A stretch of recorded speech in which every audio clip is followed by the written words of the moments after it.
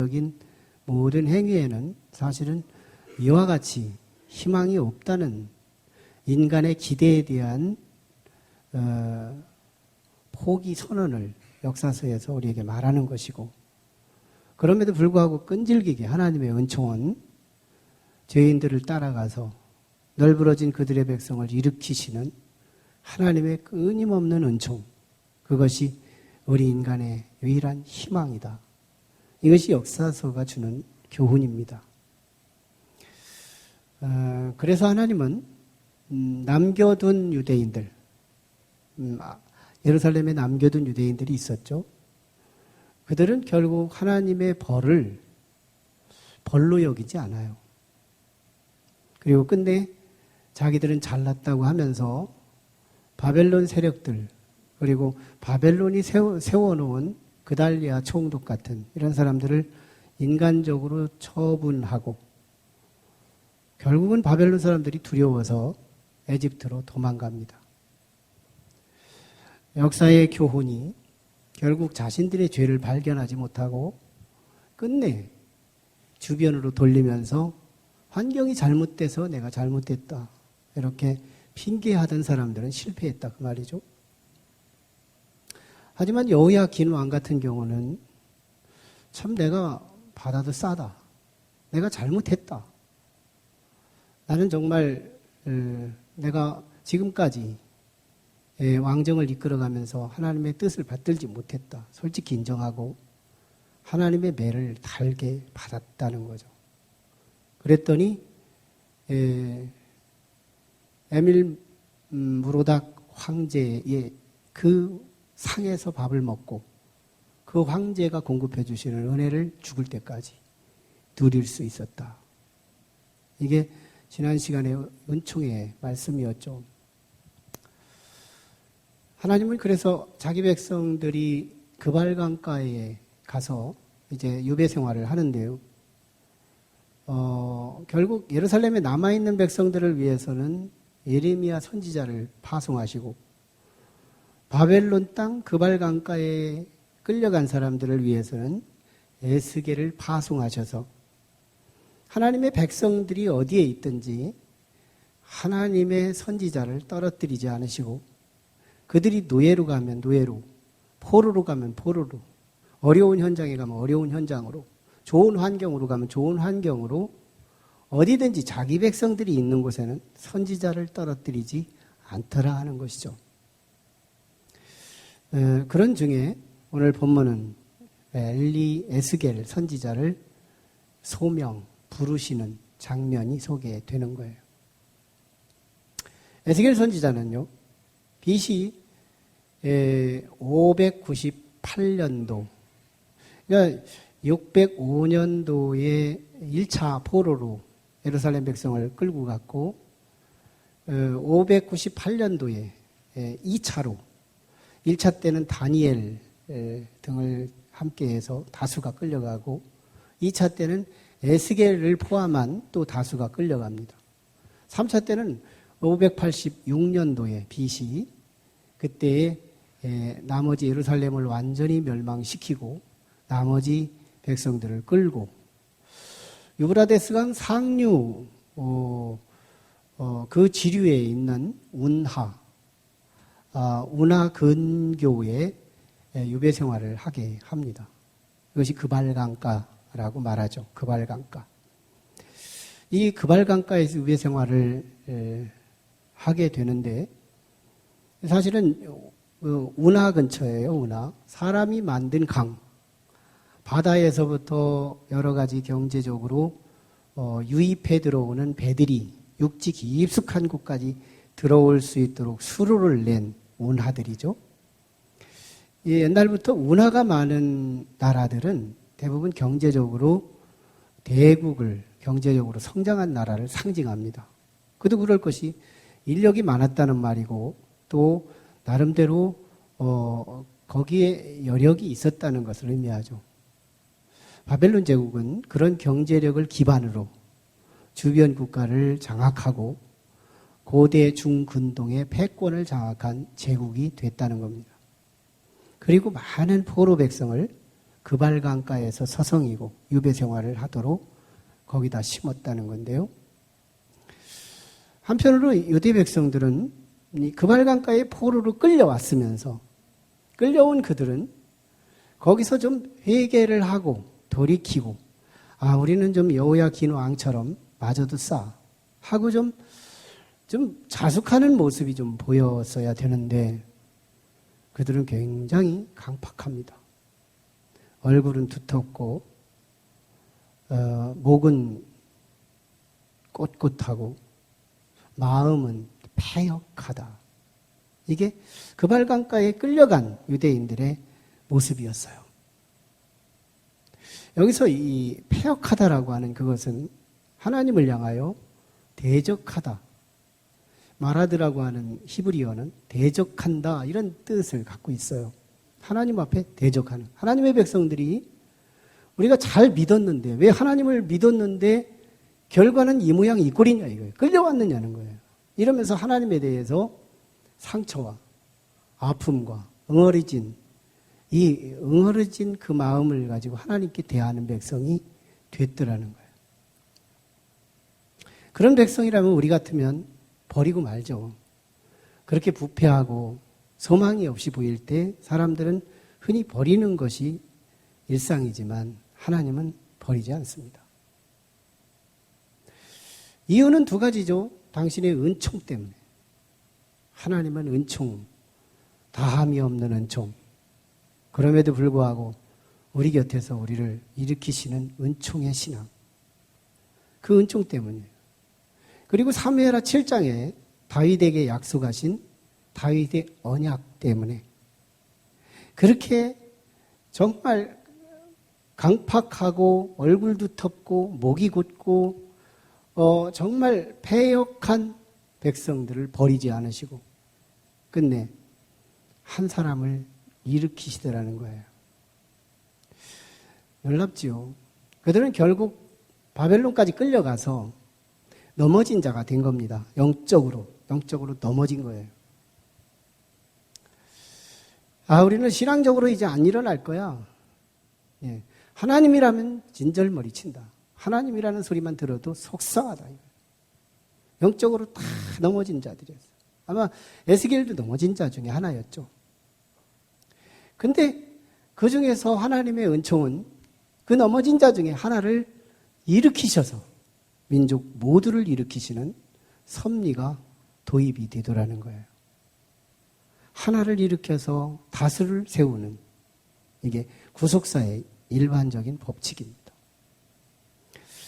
에집트에 430년 동안 노예 생활로 그들은 소망이 넘어져 있었죠. 소망이 전무한 거예요. 전멸한 거죠. 그때 이 이스라엘 백성 한꺼번에 일으키지 않습니다.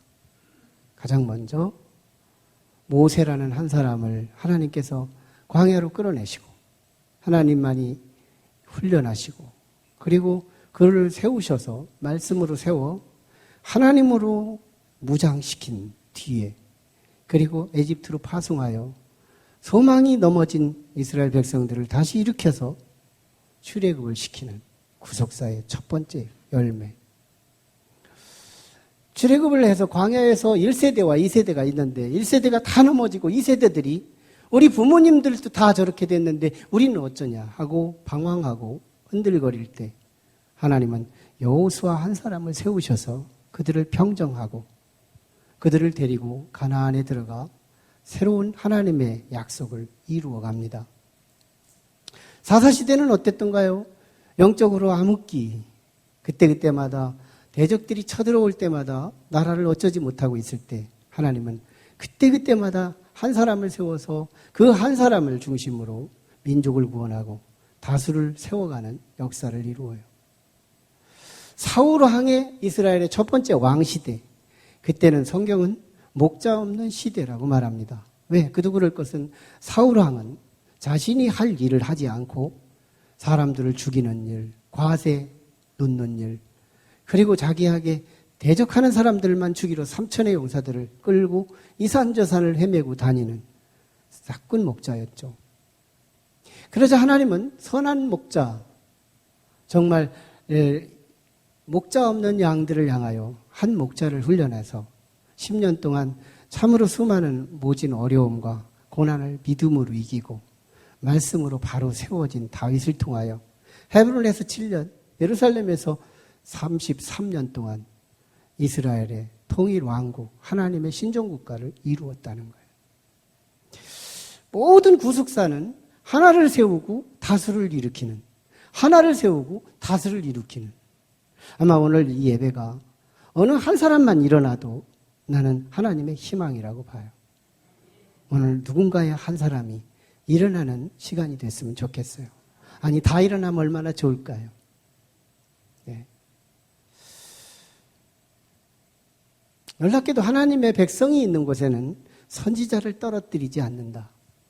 그들이 영광스러운 자리에 있을 때만 함께 가서 영광을 받으시는 하나님이 아니라 비록 포로로 끌려간 그발강가까지도 하나님은 당신의 사람을 심으셔서 마치 비행기가 착륙하기 전 관제탑에 사인을 얻는 것처럼 한 선지자는 하나님과의 관제탑 역할을 하더라는 거예요.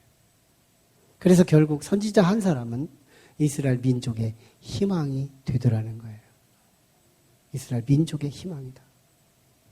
사실은 우리 가정은 우리의 가장이 희망이고요. 교회는 담임 목사가 희망이죠. 사실은 담임 목사 하나 넘어지면 다 넘어지는 거죠. 우리는 참 잘 보셔야 됩니다. 사람의 눈으로 보지 않았으면 좋겠다. 사람의 귀로도 보지 않았으면 좋겠다. 난 하나님의 영으로 어떤 것에도 속지 말고 하나님의 영으로 뭐가 참 목자인지 뭐가 바른지 그른지를 잘 구별했으면 좋겠다. 한 사람이 희망이라. 한 사람이 희망이라.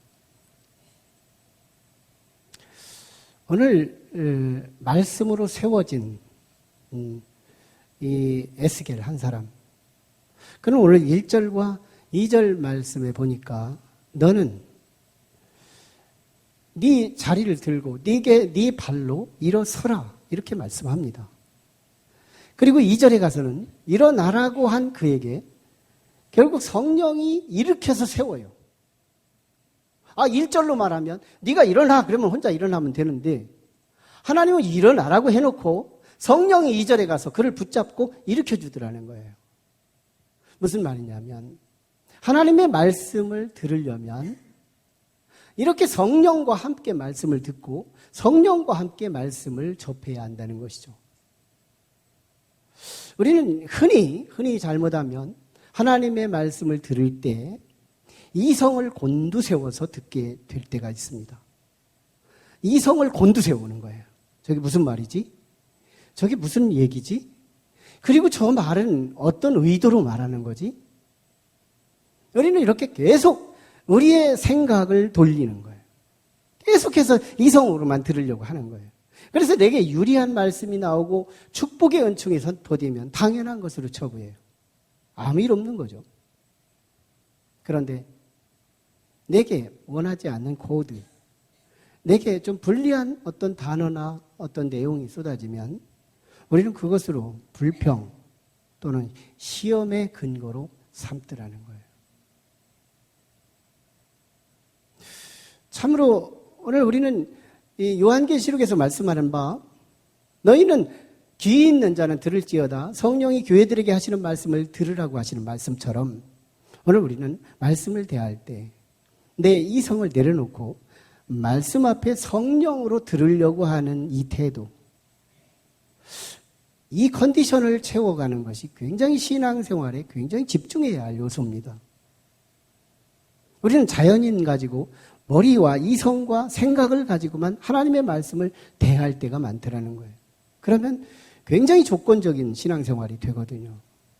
그런데 일단 성령으로 들을 수 있는 에스겔이 성령으로 하나님의 말씀으로 일어난 것처럼 우리도 성령으로 함께 말씀을 들으면서 주저앉은 우리의 자리에서 일어날 수 있는 좋은 기회, 은총의 기회, 축복이 됐으면 좋겠다는 거예요. 이성으로 들으면 먼저 이해부터 하려고 하고 이해가 될 때만 믿겠다는 태도거든요. 얼마나 위험해요? 삼각형 신앙이죠. 세무 신앙이죠. 온전하지 못해요. 그런데 성령으로 우리에게 도와주시면 우리를 먼저 믿게 하고 그리고 이해하게 만드는 구조입니다. 이 구조는 180도가 다른 구조예요. 일단 우리는 성령이 우리를 압도하시면, 성령이 우리를 일으키시고자 하시면, 성령이 말씀을 들을 때 옆에서 도와주시면 성령님은 일단 우리를 믿음으로 받아들이게 하는 거예요. 다 받겠습니다. 다 저 말씀은 다 하나님의 말씀입니다. 하고 다 받아들이고자 믿음의 태도로 받아들이더라는 거예요. 그리고서 1년의 시간이 지나고 하나님의 제수처에 그 말씀에 따라서 푹 들어가 보면 성큼 이해가 되어 있더라는 거예요. 근데 이게 우리의 일상, 자연적 삶입니다. 이 건물에 들어오실 때 누가 구주기술사에게 의뢰해서 저 기둥이 견고한지를 알고 들어온 사람이 있나요? 무조건 믿고 이 속에 들어와요. 들어왔다 나갔다 몇 번 믿음으로 행위를 했더니 안 무너지더라. 건강한 건물이다. 우리는 이걸 검증하는 거거든요. 그 다음에 이해가 되는 거예요. 우리 엄마가 나를 낳았다는 것을 DNA 검사에서 정말 우리 엄마와 나 사이에 99.9%가 DNA가 일치된다. 그래서 나는 엄마라고 말하기 시작한 사람이 누가 있을까요?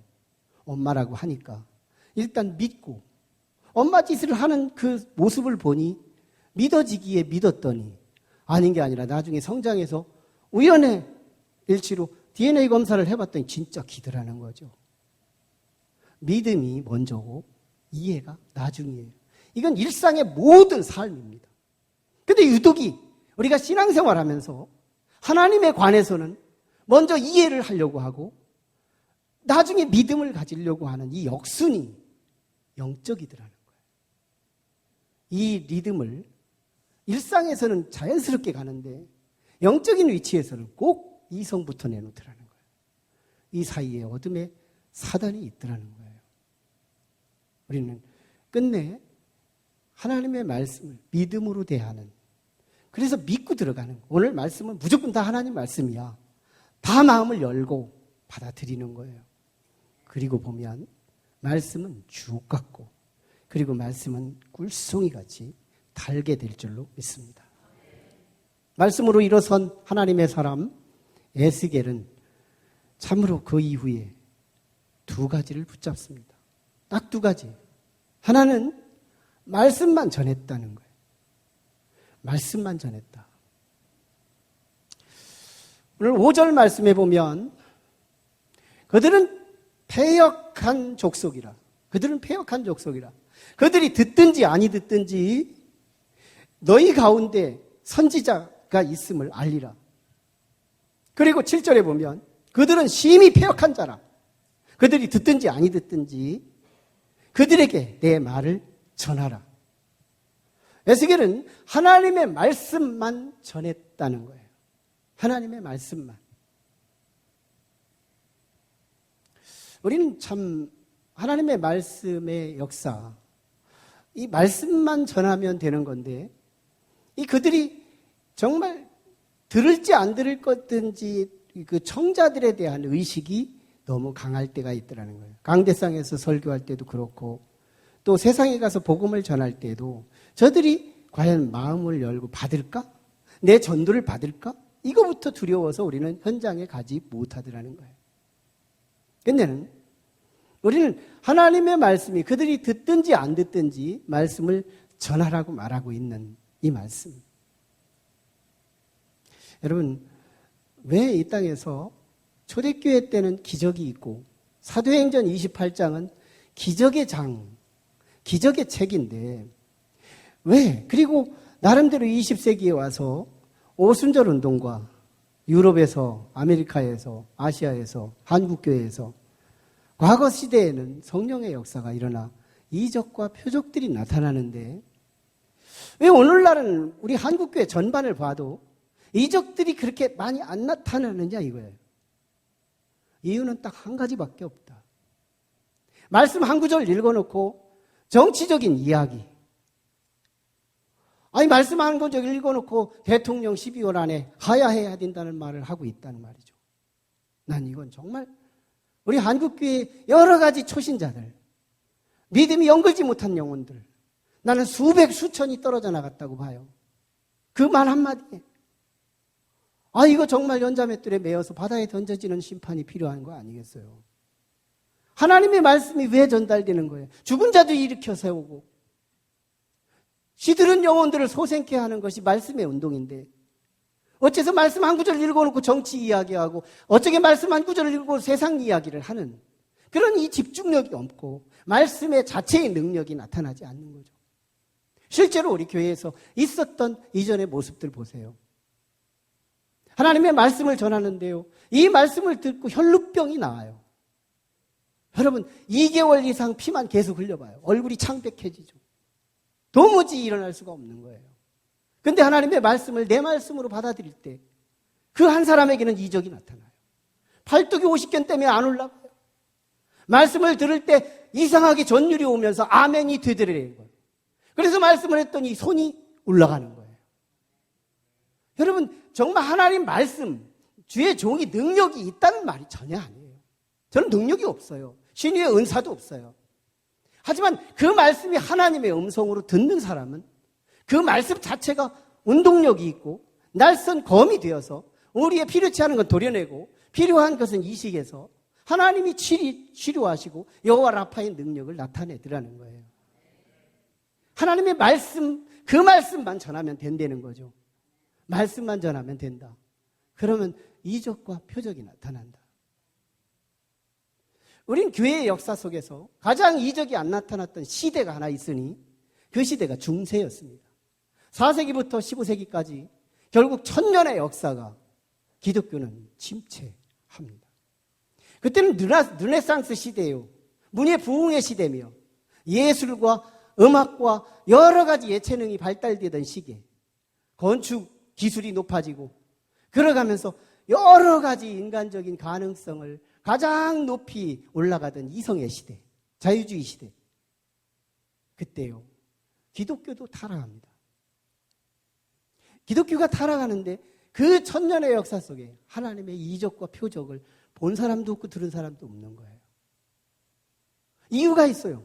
그때 당시에 기독교가 교황에 어쩌다 한마디 한마디 툭툭 내던진 것이 어록이 되고 이 어록이 제 외경이 되고 결국 이런 하나님의 말씀에다가 사람의 말을 섞어서 뭔가 군더더기 같은 이것이 마치 하나님의 말씀인 것처럼 둔갑시킨 1000년의 역사가 부패되고 얼마나 많이 부패되었던가요.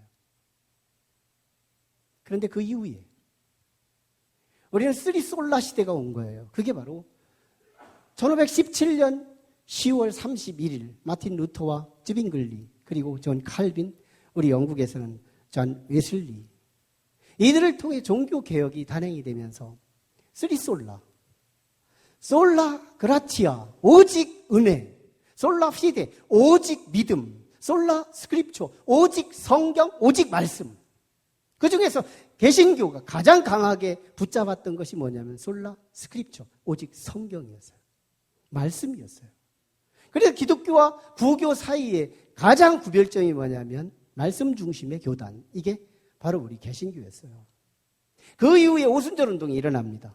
19세기 유럽이 다 죽었지만 오순절 운동을 하는 교회는 다 일어나요.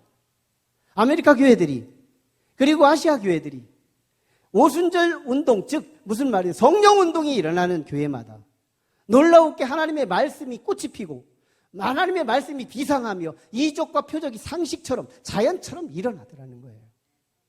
무슨 말이에요? 하나님의 말씀만 있으면 이런 이적과 기적들이 나타나더라는 거예요. 말씀만 있으면, 말씀만 전하라는 거예요. 말씀만 붙들고 일어난 사람 하나, 이 사람이 역사의 희망이고, 말씀만 붙들고 일어나면 그 사람에게 사람을 붙이고 그 사람에게 역사가 일어나고 그 사람에게 놀라운 희망으로 바뀌어지게 할 줄 믿습니다. 에스겔이 그랬다는 거예요. 말씀만 전했더니 보세요. 그가 전달된 필드를 보세요. 그 발강가에 널브러진 백성들이 얼굴은 두텁고 죄를 짓고도 앉은 척하는 거예요. 목은 곧고 교만하기 짝이 없는 거예요. 가슴은 얼마나 부패하고 패역했는지 하나님에 대해 대적하는 마음. 하나님 도대체 뭐 하셨느냐고 말라기서에서 하나님 앞에 대들던 이스라엘 백성들 그 가슴을 내놓는 거예요. 에스겔이 그들의 현장에 투여된 거예요. 백성들에게 눈치 보지 않습니다. 저들이 돌 들어서 나를 때릴까 봐 두려워하지 않아요. 저들이 듣든지 안 듣든지 나는 하나님의 말씀만, 이 말씀이 사람의 가슴에 들어갈 때 놀라운 표적이 일어나고 놀라운 역사가 일어날 것을 믿고 말씀만 던지는 거예요. 나중에 보십시오. 거기서 다니엘이 나와요. 거기서 사드락 메삭 아벳느고가 나와요. 거기서 에스더가 나와요. 모르드게가 나와요. 스룹바벨이 나와요. 예수아가 나와요. 거기서 느헤미야가 나와요. 거기서 위대한 하나님의 사람들이 부쩍부쩍 일어나는데 그들의 회심과 그들의 돌이킴을 통하여 다시 1차 귀환, 2차 귀환, 3차 귀환으로 예루살렘으로 다시 돌아오게 하는 하나님의 은총의 회복. 누구 때문이에요? 에스겔 한 사람 때문에. 에스겔이 붙잡은 또 하나, 말씀만 먹고 살았다는 거예요. 말씀만 먹었다. 말씀만 먹었다. 오늘 8절 이하에서 3장 3절까지 내용을 쭉 보면 에스겔을 향하여 하나님이 이렇게 말씀하세요. 에스겔아, 너는 패역한 자들처럼 패역하지 말고 네 입을 열어서 내가 너에게 주는 것을 먹으라 해놓고 주는데 성경을 주는 거예요. 그때 그 성경은 두루마리였어요. 옛날 성경은, 우리는 지금은 책이지만 옛날 성경은 파피루스라고 하는 종이가 없었을 그 시대에 갈대에 착 누려가지고 남은 이 임시 종이, 파피루스 종이. 이걸 양편에 글을 쓰는 거예요. 조금 발달된 이후에는 짐승을 잡아서 가죽을 만들고 가죽 양쪽에 글을 써서 성경을 담는 가죽 성경. 역시 공통점은 두루마리예요. 둘둘둘둘 두루마리입니다. 에스겔에게 주는 이 성경 두루마리를 주는데 언뜻 봐도 몇 단어가 보이는데요. 그 몇 단어가 면 애가, 애곡, 심판, 재앙 이런 말씀인 거예요. 와, 무시무시한 말씀을 주는데요. 이걸 한번 먹으라고 하니까 입에 넣고 아물아물하고 이게 환상 중에 한 거예요. 지금 생신 줄 알고 하면 안 돼요. 1장을 안 들었기 때문에 1장에는 환상의 장이기 때문에 거기서 이어지는 말씀이기 때문에 환상, 꿈도 아닌 것이 생시도 아닌 것이 하나님이 나와 교통하는 현상, 이게 환상이에요. 환상 중에 이 두루마리 성경을 자꾸 입에다 넣어주기에 막 먹어봤죠. 먹어봤더니 야, 달기가 꿀송이 같더라. 여러분, 우리가 왜 상처를 받고 왜 우리의 어떤 거룩한 그 일에 넘어지느냐? 우리의 신앙생활이 넘어지는 이유, 그리고 우리가 설교 듣기가 쉽지 않은 이유, 성경 읽기가 어려운 이유 뭘까요? 성경에 대한 맛을 모르기 때문입니다. 우리는 참 우리 기독교 신앙은 말씀의 신앙이거든요. 그래서 이 말씀의 맛을 알면 일단 영혼 구원은 기본이고요. 신앙생활, 인생 전체를 아우러 어떤 것에도 승리할 수밖에 없다는 거예요. 말씀에 강해야 합니다. 기도가 강해야 하는 것도 두 번째인 거예요. 말씀이 강해야 한다. 말씀이 강해야. 말씀이 내 안에 얼만큼 배부르고 말씀이 내 안에 내공으로 얼만큼 꽉 차고 배에 채우고 창자에 채워서 소장을 통과하고 혈관을 통과하여 뇌로 들어가고 오장육부의 모든 기관에 돌아가 동시적으로 신진대사를 이루어 건강한 지체를 만들어 그것을 얼굴로 표현하고 언어로 표현하고 눈빛으로 표현하고 모든 삶으로 나타내는 놀라운 체력이 나타나는 것처럼 하나님의 말씀이 우리 안에 내공처럼 꽉 채워집니다. 흔들리지 않습니다. 말 한마디에 흔들리지 않아요.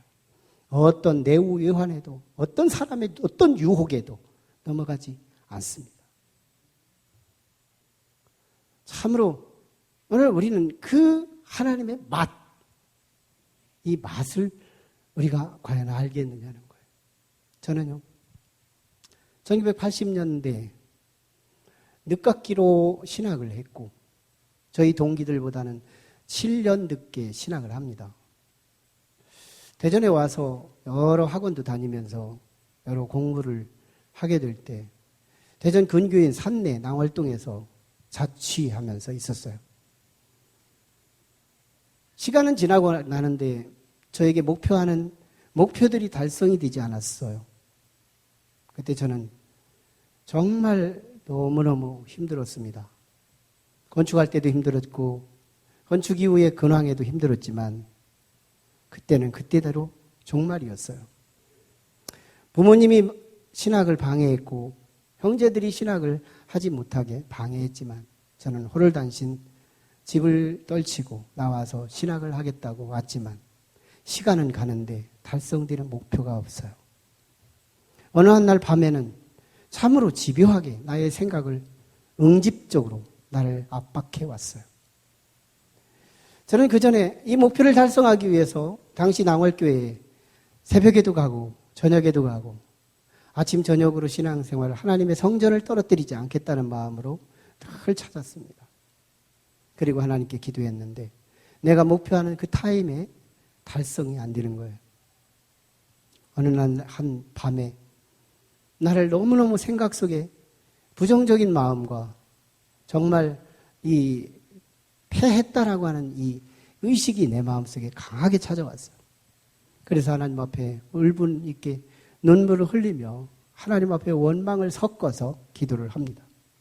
그때 제가 지금도 기억이 나는 제 멘트 하나는 하나님, 그동안에 저를 구해달라고 저를 도와달라고 요청했던 그 기도가 이제는 하나님 나 놓아주세요.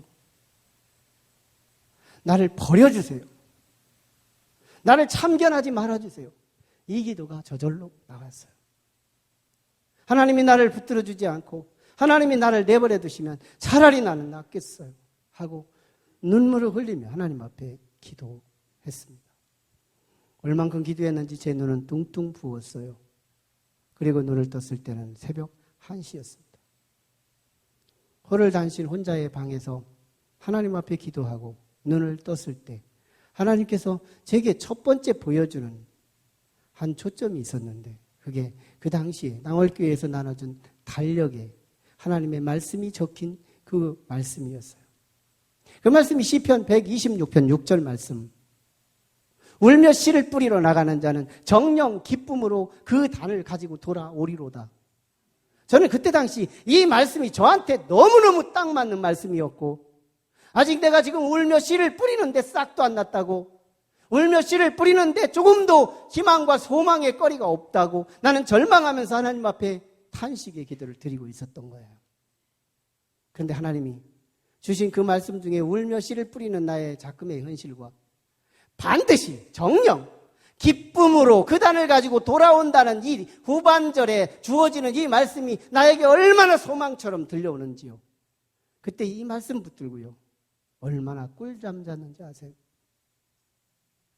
단맛이라는 게 뭘까요? 오늘 설교를 듣지만 안 들어도 되는 말씀이라고 생각할 때 사실은 안 들어도 되거든요. 그러나 사실은 나는 안 들으면 안 된다고 해도 사실은 우리가 말씀 앞에 선 자의 태도가 될 수 있는데요. 안 들어도 되는 거지만 나에게 있어서는 안 들으면 안 된다고 생각하며 저 말씀은 내 삶의 길이고 내 삶의 진리고 내 삶의 생명이라고 생각을 할 때는 내 삶의 관계가 있다고 볼 때는 내 삶을 읽어주는 말씀이고 내 삶을 해석해주는 말씀이고 내 삶을 격려하는 말씀이고 내 삶과 상관이 있다고 생각될 때 이 말씀은 이상하게 꿀감이 있더라는 거예요. 놀랍게도 저 말씀은 들어도 되고 안 들어도 되는 상대적인 사람의 말로 들을 때에는 우리는 꿀감을 느끼지 못한다는 거예요. 말씀은 언제나 내 삶을 읽어줄 수 있고 말씀은 내 삶을 이끌어갈 수 있고 말씀은 내 삶의 소망이 될 수 있다고 믿어질 때 그때 우리는 꿀감을 느낀다는 거예요. 이건 밥을 먹어가면서 꿀맛을 느끼는 그런 차원이 아니에요. 내 삶과 직결된 말씀. 저 말씀이 내게 진리요, 저 말씀이 내게 길이요, 저 말씀이 내게 생명이라고 느껴지는 그거.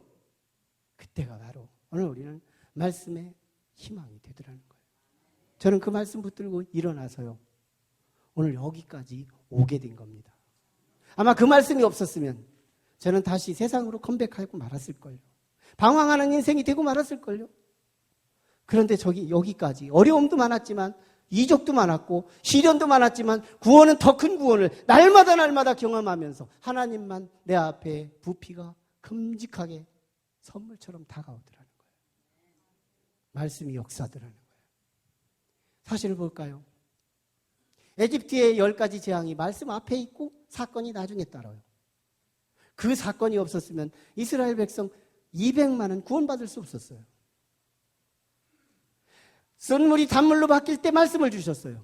홍해가 갈라질 때 말씀부터 시작했어요. 뭐예요? 정말 말씀이 출애굽의 원인이었다는 거. 말씀이 홍해를 가르는데 생명이 됐다는 거. 말씀이 쓴물이 단물로 바뀌는 생수가 됐다는 거. 대적과 싸워 승리하는 전쟁의 승리가 말씀의 승리였다는 거. 말씀이 만나가 됐다는 거. 말씀이 메추라기가 됐다는 거. 말씀이 여리고성을 무너뜨렸다는 거. 말씀이 가나안에 들어갔다는 거. 말씀이 놀라운 이스라엘 왕국을 이룰 수 있었다는 거. 뭐예요? 말씀은 everything, 모든 것이더라는 거예요. 사실은 모든 것의 출발은 말씀이었다는 거예요. 그래서 요한복음 1장은 태초에 말씀이 계시니라, 이 말씀이 곧 하나님이시고 그 말씀이 곧 이 세상을 창조하셨다고 말씀하는 거예요. 그 실체가 누구예요? 그리스도입니다. 예수님은 말씀으로 오셨고 말씀으로 사셨고 말씀으로 올라가신 거예요. 그분은 말씀으로 시험을 이겼고 말씀으로 사역을 이루었고 말씀으로 십자가를 감당하신 거예요. 그 예수 그리스도의 본질은 말씀이고 이 말씀의 실체는 예수 그리스도이셔서 말씀은 곧 예수님이고 예수님은 곧 말씀이시라는 거예요. 그러므로 에스겔에게 너는 네 입을 벌려 이 말씀으로 네 배와 네 창자에 가득하게 들어가게 하라. 그럴 때 오늘 우리는 우리 안에 그리스도로 충만해야 합니다. 성만찬을 통하여 떡을 떼어주는 것이 그리스도의 살이요, 성만찬을 통하여 물을 주시는 포도주를 주는 것이 그리스도의 피여서 피와 살이 우리 안에 들어오므로 그리스도로 충만한 우리의 배 안에, 우리의 창자 안에 그리스도로 충만해지는 삶. 로마서 8장은 그 안에 그리스도가 없다면 그리스도인이 아니라고 말하는 것처럼 오늘 우리는 우리 안에 그리스도로 충만한, 그리스도로 배부른 그리스도인들이 되어야 될 줄 믿습니다. 그리스도로 배불러야 한다는 거예요. 우리가 이 보배를 질그릇에 가졌으니 이는 심히 큰 능력은 우리에게 있지 아니하고 오직 하나님께 있음을 알게 하려 함이라. 우리가 사방으로 우겨쌈을 당하여도 쌓이지 아니하며 답답한 일을 당하여도 낙심하지 아니하고 박해를 받아도 버림받지 아니하며 거꾸로 뜨림을 당하여도 망하지 아니하는 내 위안의 어떤 것으로도 나를 넘어뜨릴 수 없다고 하는 절대 전능한 하나님의 능력이 내 안에 충만하여 어떤 환경이 나를 옮길 수 없고 어떤 환경이 나를 넘어지게 할 수 없는 진정한 그리스도인 에스겔 같은 한 사람, 그 그리스도께서 내 속에 보배처럼 짊어지실 때, 내 안에 들어오실 때 우리에게 주변에 어떤 어려움이 와도 나의 믿음을 흔들 수 없다는 것. 말씀으로 일어선 한 사람만 있으면 되는 거예요. 저는 그 한 사람을 호소하는 겁니다. 제가 일어나는 것은 저는 하나님 앞에서 일어나고 싶고요. 그리고 일어나려고 애쓰고 있는 거고요. 저와 함께 일어날 한 사람, 그가 누구든지 말씀으로 일어날 수 있는 한 사람만 저는 갈망하고 있는 거예요. 에스겔 하나가 그발강가에 넘어진 패역한 백성들을 일으켜서 다시 1차 귀환, 2차 귀환, 3차 귀환의 그 영광의 미래를 만들 수 있었던 건 한 사람 때문이었다는 거예요. 말씀만 전하라, 말씀만 먹어라, 말씀만 전하라, 말씀만 먹어라. 오늘 이 말씀이 바벨론으로 끌려가 널브러진 백성들에게, 절망한 그 백성들에게 절대적인 소망과 역사의 현실 속에 다시 회복시키는 하나님의 그 은총이 저와 여러분에게 있어지기를 주의 이름으로 축원합니다. 기도하시죠. 함께 같이 기도하실 때, 하나님, 그 발강가에 참으로 패역한 백성들을 다시 일으키기 위해서 하나님은 에스겔 하나를 먼저 일으키시고 말씀만 전하고 말씀만 먹으며 꿀송이같이 단 말씀을 받아들였던 그 에스겔, 이스라엘 민족의 희망일 줄을 누가 알았겠습니까? 하나님, 내가 일어나기를 원합니다. 말씀만 전하는 자가 되고 말씀만 먹고 사는 자가 되게 하셔서 이 시대에 나 때문에 누군가가 희망으로 자리를 일어나고 하나님을 향하여 여러 가지 상처와 아픔과 문닫힘 속에 강팍해 있는 우리의 이웃들에게 말씀만 전하고 내 자신이 말씀만 먹으며 살아가는 이 시대의 등불이 되게 하여 주옵소서. 말씀 붙들고 이렇게 간절히 기도합니다. 거룩하신 아버지 은총을 감사해요. 오늘 이 시간 우리에게 주신 말씀이 우리에게 생명 되기 원합니다. 길이 되기 원합니다. 진리가 되기 원합니다. 예수 그리스도로 배부른 자 되게 하시고 말씀의 본질이 아버지 하나님 참으로 말씀의 실체가 예수 그리스도이시며 또한 아버지 하나님 예수님의 본질이 하나님의 말씀임을 알게 하시고 예수는 그 말씀이기에 예수 그리스도로 우리의 충만하게 하셔서 그 그리스도가 우리의 창자 안에 그리스도가 우리 배 안에 가득하게 하셔서 소장을 통과하여 혈관을 통과하여 우리의 뇌관과 지체에 아버지 파송하여 우리 경건의 사람으로 새로운 사람으로 나타나 세상을 두려워하지 말고 말씀만 붙들고 나가 전파하는 이 시대의 사명자들이 되게 하여 주시옵소서. 예수님 이름으로 기도 올리옵나이다. 아멘. 우리 다 같이 자리에 일어나셔서 우리 찬양 같이 합니다.